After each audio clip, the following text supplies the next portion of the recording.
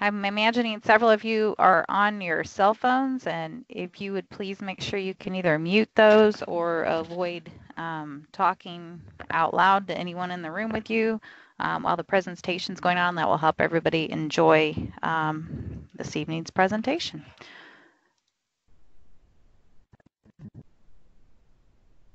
Candace, it says your camera, that's my camera, isn't set up. I don't want a camera. Oh, wait, where'd you go? Hang on, folks, just a second. Where's the record button, Candace?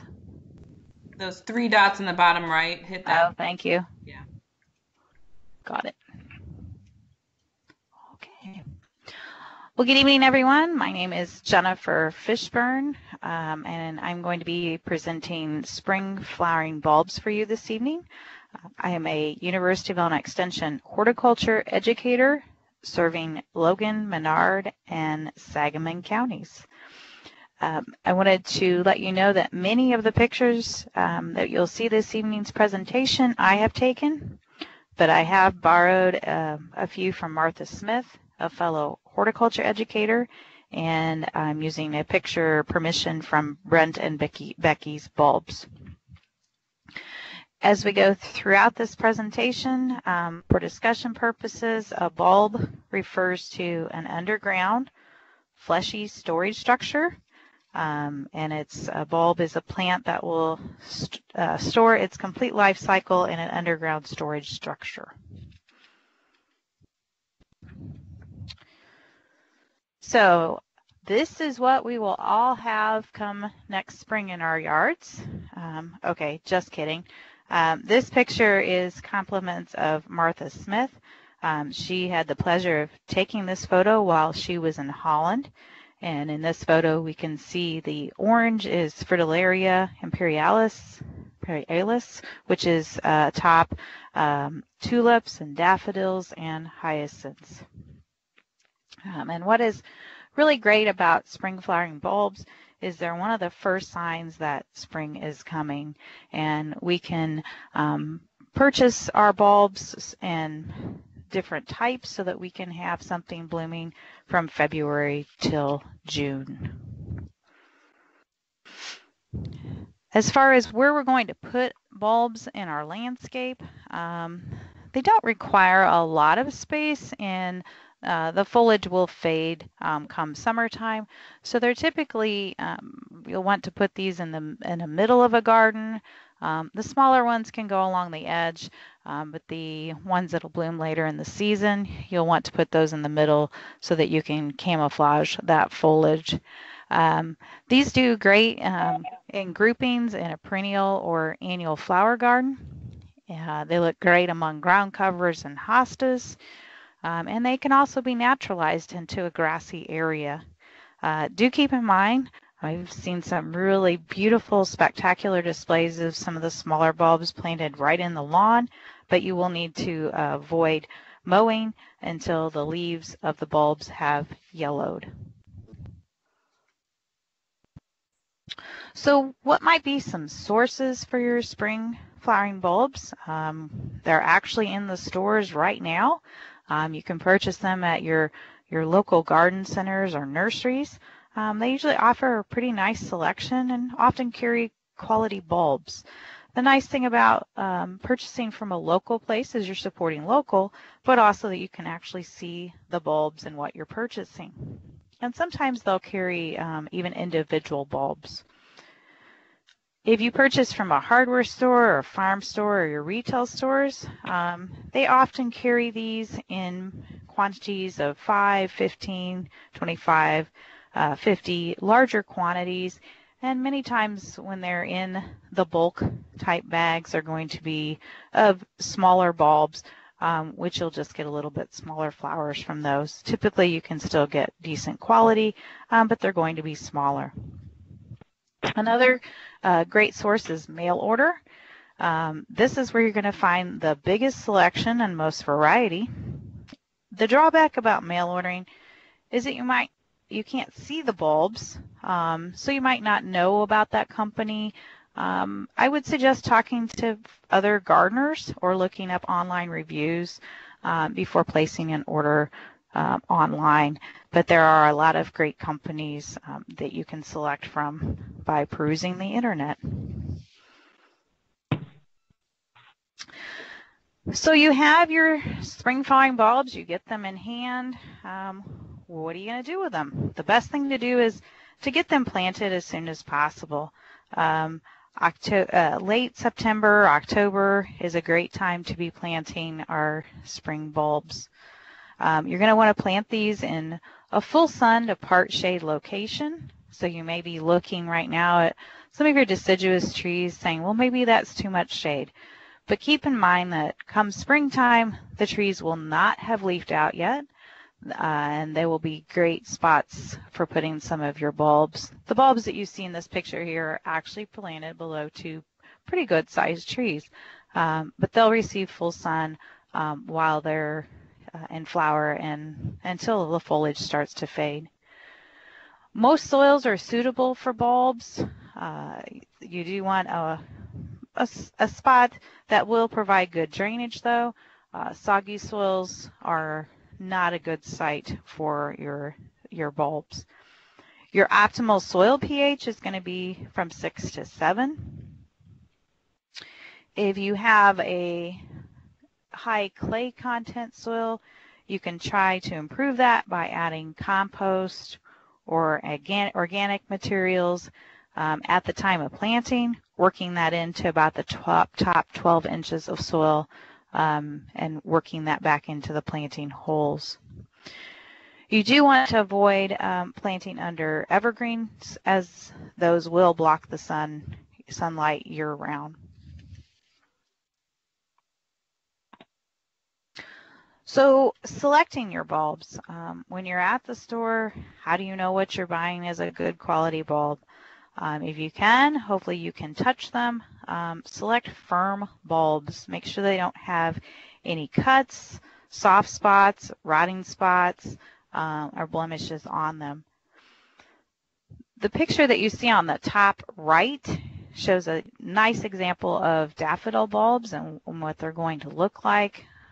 The bottom right photo, those are what I would call less than superior. So those bulbs were purchased in early November, on those half price racks or 75% off, and you can see that they look squishy, and they're very soft, just not quality. You could plant those, but you risk that chance of them possibly not growing. Bulbs are planted in the fall, and they develop their root systems in the fall. In late October, it may be difficult to pass up those 50 to 75% off bulbs, but keep in mind they do need time to develop the root system. If you cannot plant the bulbs as soon as you purchase them, you'll want to store them in a 50 to 60 degree Fahrenheit cool space until you can get them planted. And do keep in mind, spring bulbs need a cold period, so they'll start, like I said, developing those roots in the fall. They'll need a good, like tulips, will need a good 12 weeks of cold treatment, so the winter season, in order to bloom the following spring.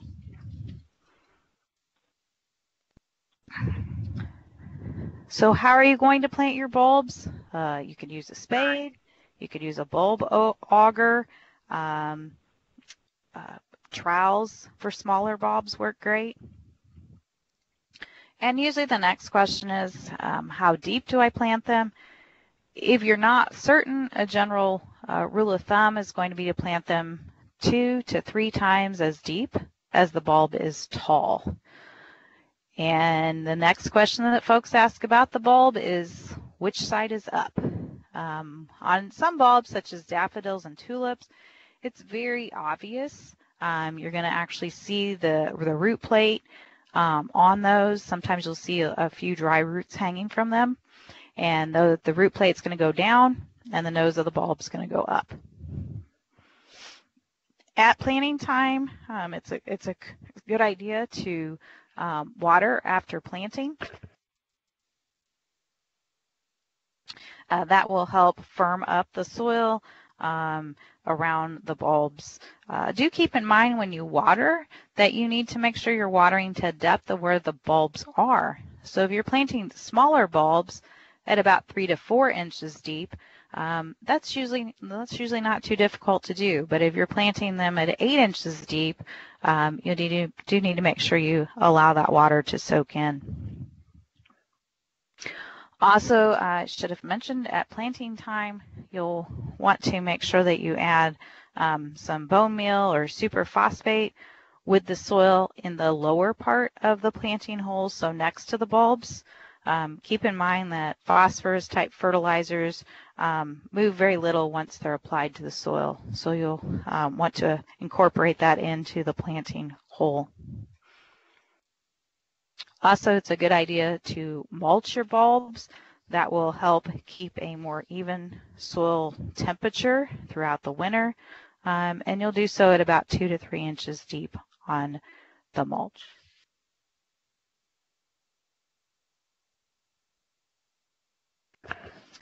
Another important thing to remember is after planting. I think one of the biggest questions that we get in our offices is, well, my tulips, my daffodils have bloomed, the foliage looks kind of ratty, can I just cut it off?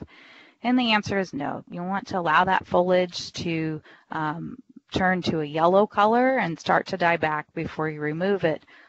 What the plant is doing with those green leaves is photosynthesizing and manufacturing nutrient reserves, which they're storing in their bulbs, and then that will be used to help produce those leaves and flowers that you see the following season. If you cut the foliage off, it's going to result in weak bulbs, and eventually they will die out. If the foliage again is an issue for you, make sure you're putting those bulbs in the middle of a bed, so in a hosta bed in between plants, so that as the other perennials grow, they will start to camouflage that foliage. For continuing bulb care in the fall, you'll want to fertilize your bulbs to get the optimum growth, and that is done by mixing 5 tablespoons of 10-10-10 and 2 cups of bone meal, mixing that together and applying that to a 10 square foot area. Okay, let's start with some of these spring flowering bulbs. I've tried to place these in order of bloom, so what you would probably see first, followed to what you're going to see towards the end of the spring season. The first one that we have here is winter aconite. And you can see this is just little yellow dots in this picture, but these only grow about 2 to 4 inches tall.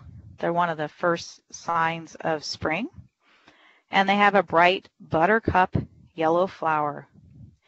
And as you can see, this is going to look best in a mass planting or planted somewhere close to an entrance of a garage or a house where you're going to see it up close and personal. These will usually bloom, as I said, in late winter to early spring. Plant these in a rich, moist, well-drained soil, and they do need moisture in the fall and the spring to grow to their optimal best. It is suggested that before planting winter aconite bulbs that you soak them overnight in water.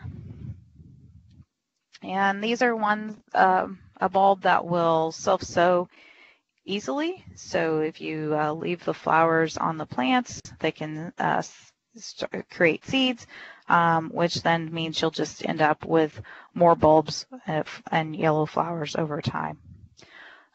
These are tolerant of black walnut roots and also deer.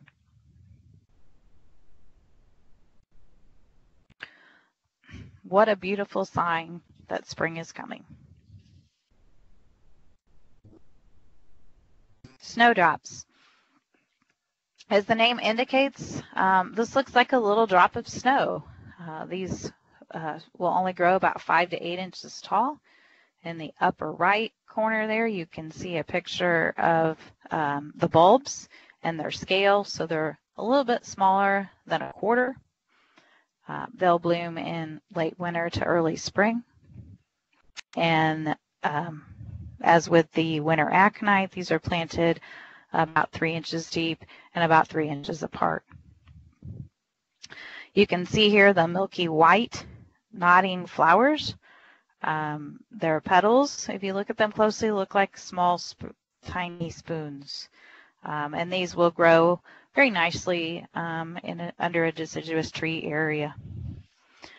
These are also deer resistant.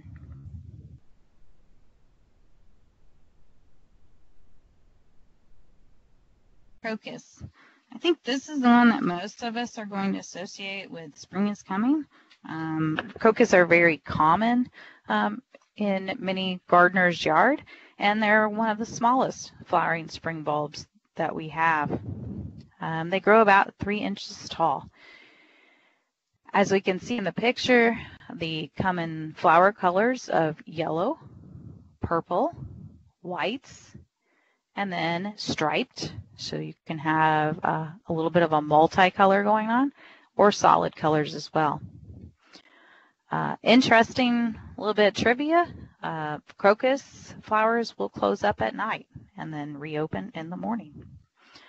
These will naturalize quite nicely and really look good in mass plantings. And here we see the crocus bulbs, and on the right we have a picture of the foliage. There is a white stripe that runs through these green grass-like leaves, and they actually do look quite nice, the foliage. Siberian squill. This is probably one of my favorites, simply because of the blue color. I like the blues. They do need to be planted, though, in a grouping to look their best and be the showiest that they can. They are small bell-shaped flowers that are light blue with a darker blue stripe on the petal through the middle. These are one of the hardier bulbs, growing from zone 2 to 8. And there is also a white flowering form, and this is another black walnut and deer tolerant plant.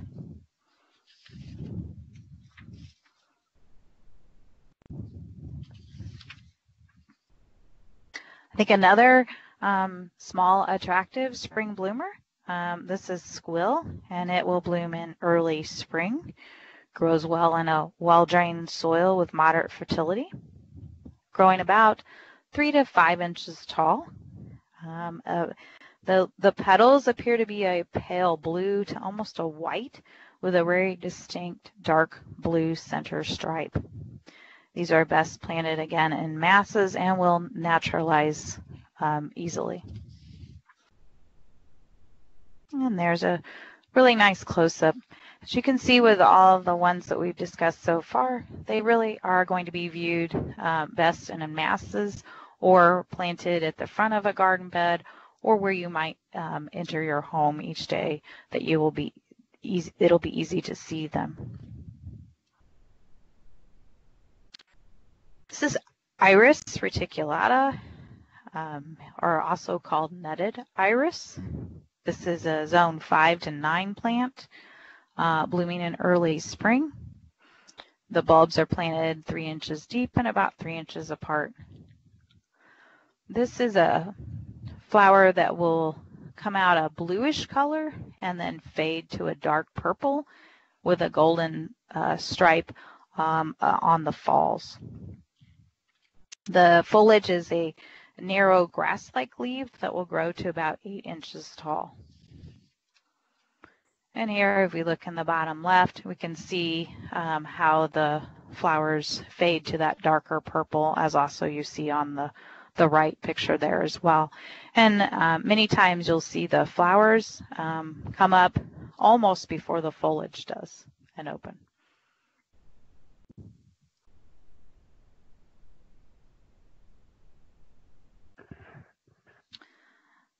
This is Grecian Windflower.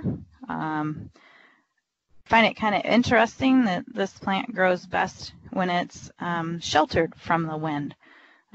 Grows 4 to 8 inches tall, and this is one again that will definitely look best in masses, or at least a larger grouping, blooming from mid to late spring. There's blue forms and whites and pinks. This is another bulb that will benefit from being soaked in water overnight prior to planting. What is quite attractive about this is it will spread out. It has a different foliage than many of the other spring bulbs, having a fern leaf type foliage. And it'll grow well in a medium moisture, rich soil that's well drained.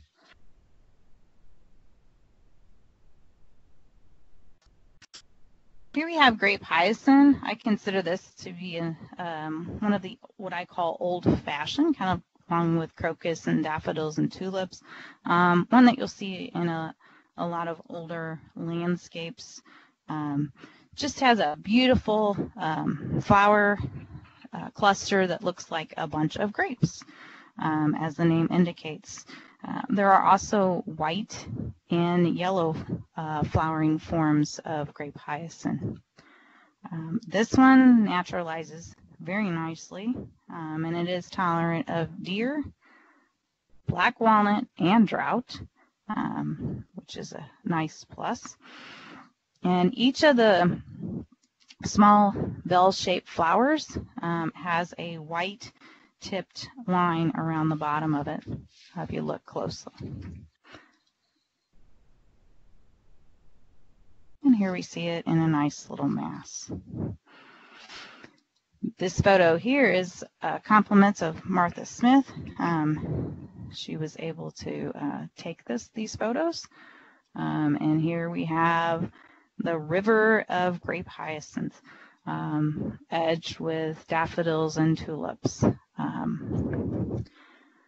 I think it'll take a while for all of us to be able to accomplish this, but this was obviously at a gardens. Common hyacinth. This is can be an old-fashioned one, but we also have a lot of newer types on the market, being from the colors of blue, purple, pink, red, white, peach, and yellow. My favorite hyacinths tend to be the very old-fashioned ones that have more of the single blooms to them rather than the double that we see on the right. The old-fashioned ones tend to be, I think, much more fragrant and have that typical hyacinth scent to them.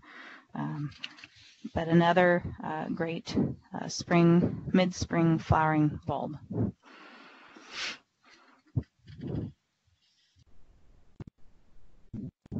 Crown Imperial.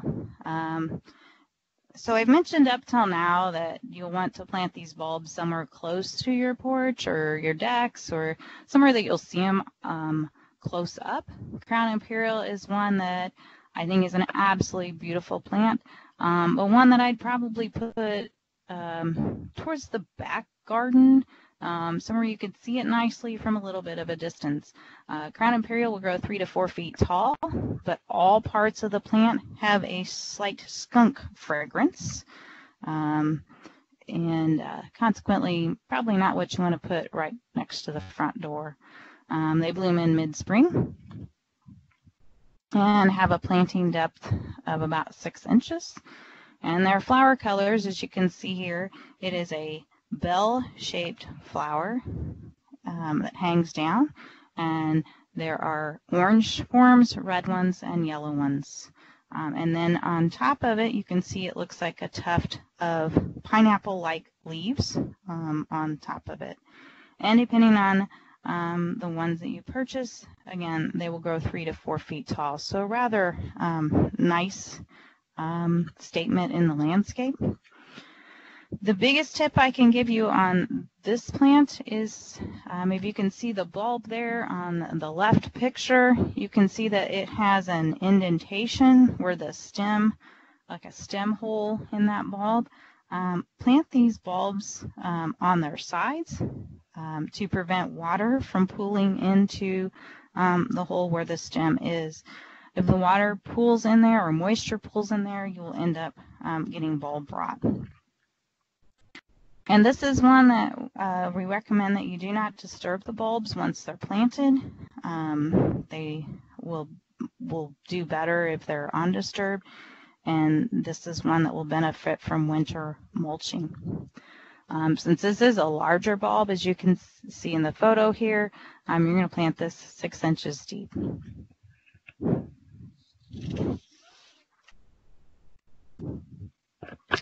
This is another Fritillaria.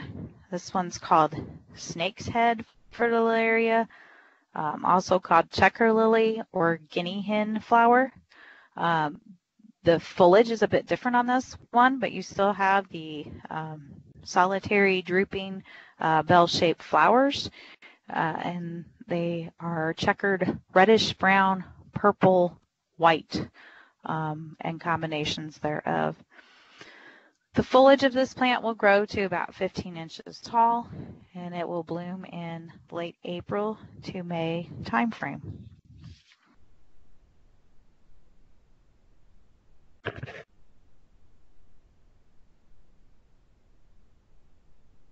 Daffodils. I don't think any gardener out there that has flower beds probably lives without daffodils in their gardens, because they are one of the bulbs that will multiply quite nicely. So as gardeners, we like to share, and this is one that we can easily share with others because it will multiply well. The bloom time on daffodils can range from early spring to late spring, and the reason for this is because there's 13 divisions of daffodils, and it's going to depend on the species or the type that you're planting as far as when it flowers and how tall they get. So you can have some that only get about 6 inches tall to those that get 30 inches tall.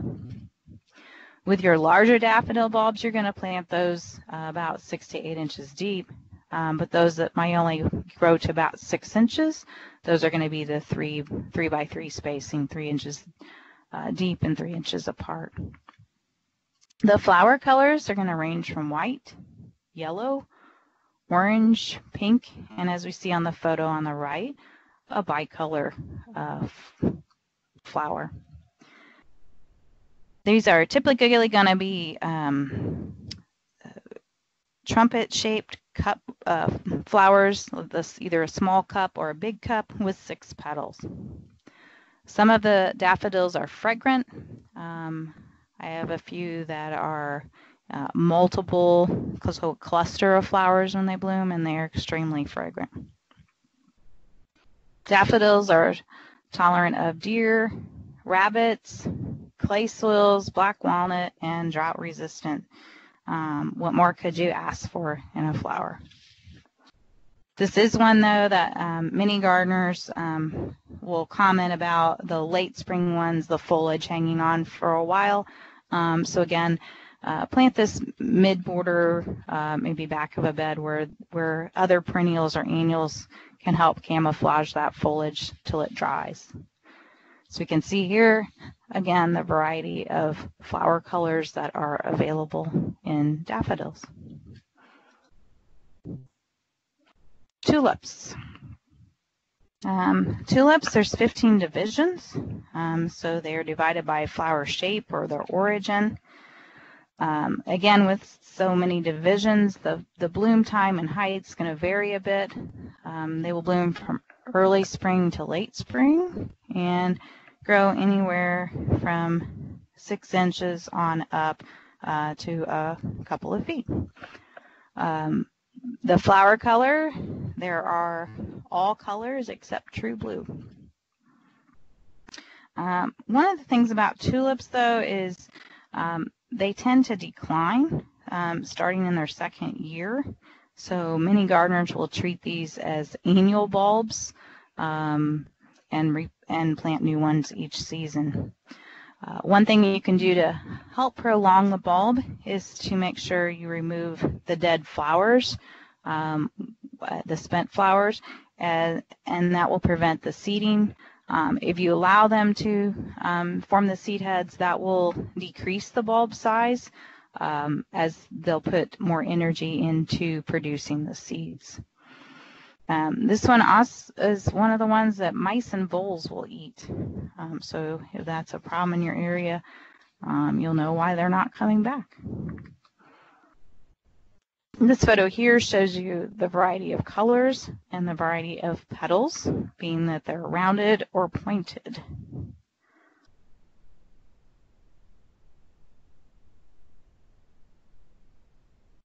Ornamental onion, or allium is the scientific name. These will grow, depending on which ones you purchase, from 1 to 5 feet. They're very easily grown in most soils, including dry soils and medium moisture type soils. They have flower colors of purple and white, pink, red, and yellow. And they're actually a round ball of clusters of flowers. They tend to resemble a drumstick, and these are great pollinator plants, just typically loaded with many types of bees as they're flowering.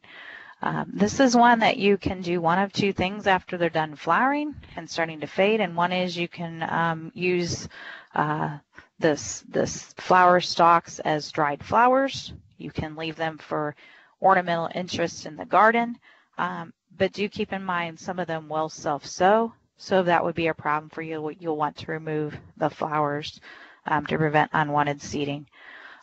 These are planted about 4 to 6 inches deep and about 12 inches apart.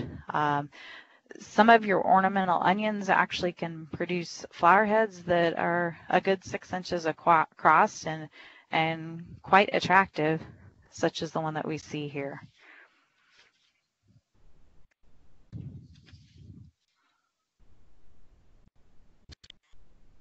Dutch iris. These are a great long-lasting bloomer. They also make a great cut flower, and they're best planted in a clump. They're very attractive, and you can see the flower colors being from blue, white, and yellow. The drawback of Dutch iris is they can be a short-lived bulb, so they may need to be replaced each season. And this is going to be a late spring bloomer. Typically, the foliage is going to get taller as the flowers fade. So the foliage can actually be around 18 inches or just slightly taller. As far as information after this evening, if you're still wanting more information or needing some history, the University of Maryland Extension has a Bulbs and More website. This is a great reference for learning about the history of bulbs, landscaping with them, and links to how to force bulbs. Missouri Botanical Garden has a plant finder website, and this has information on specific bulbs, the zones they'll grow in, and then tips for growing each specific bulb. Again, a very nice website. If after today you have further questions and you would like to reach me, here is my contact information. And as always, our four-season gardening webinars are offered as YouTube videos. Usually takes a couple weeks to get those up, but we do offer those if you'd like to look back to them or refer a friend or fellow gardener to those websites. At this time, there's just a few of you on, but I will be happy to answer any questions that you may have. If anyone would like to pose a question, you can either do so over the phone or you can post a question in the chat box, and I will do my best to answer those questions. Anyone? The good news is I can see that there's 11 of you still on, so whether or not you're actually still listening, but we can see that you're still on there. Candace is typing in the chat box.